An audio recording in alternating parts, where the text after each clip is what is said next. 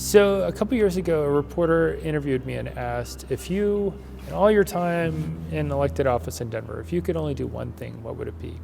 And I said it was the 5280 trail. You know, making sure that we have a safe way for people to get around our city center is very important to me. You know, I'm a victim of traffic violence myself. You know, I was a runner and a soccer player, and then on August 26, 2008, the Tuesday night at the Democratic National Convention, I was in a crash. I was on a bike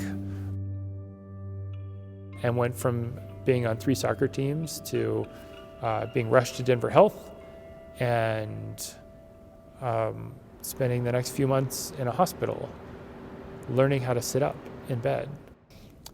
Yeah, so this is a huge change for me, and I don't want other people to experience the same level of traffic violence that I had. So yeah, I was very interested in multimodal transit personally before my crash, before I was ever in a wheelchair.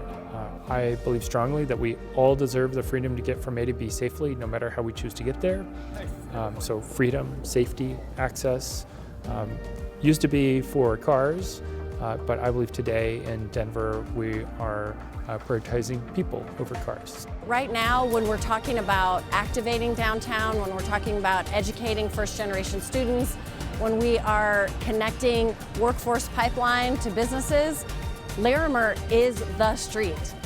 Well, I think in its simplest version, we're replacing a connection that's 68 years old that connects the Auraria Campus to downtown Denver, which is the Larimer Street Bridge itself.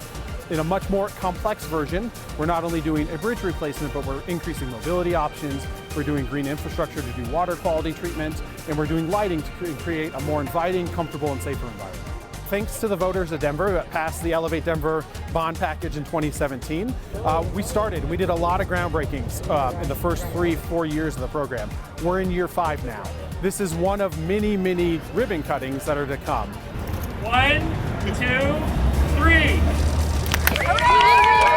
This bridge is extremely important. It's 170 years of history for the city of Denver and the very first neighborhood of Auraria. Post-World War II, that was when our soldiers came back. They had the GI Bill. There was a 200% increase in students attending colleges.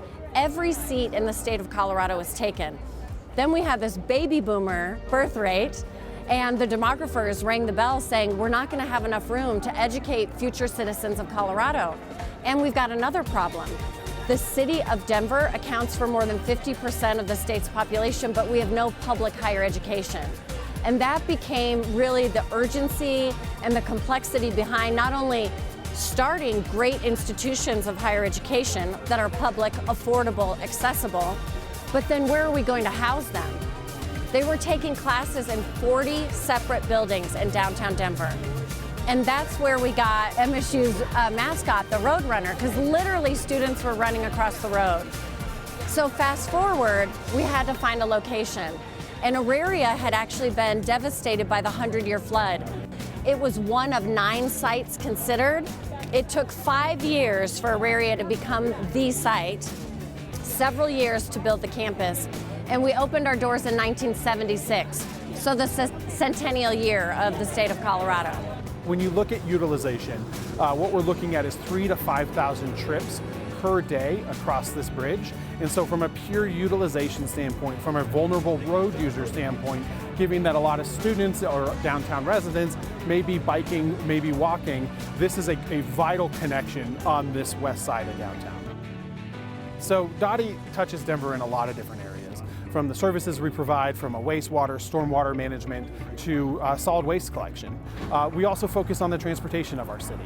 And really what our goal is there is how do we create an environment that encourages mode shift, that gives you an opportunity to travel in Denver just as comfortably as you would in a vehicle, walking, biking, transit, all of the alike. And so we see that as this project as an important component to a much bigger picture of increasing comfort and reducing barriers in transportation.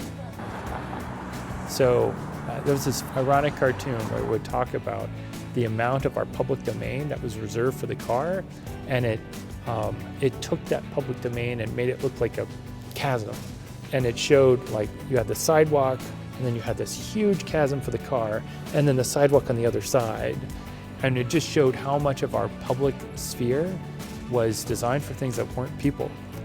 It's crazy to think that one bridge could unlock a whole lot of potential, but I believe it is that fundamental a question and an opportunity. Stay elevated by subscribing to the city's YouTube page for these stories and more. And stay tuned to our social media channels for more content. Don't miss our new episodes of Elevating Denver, premiering each month. Thanks for watching, Denver.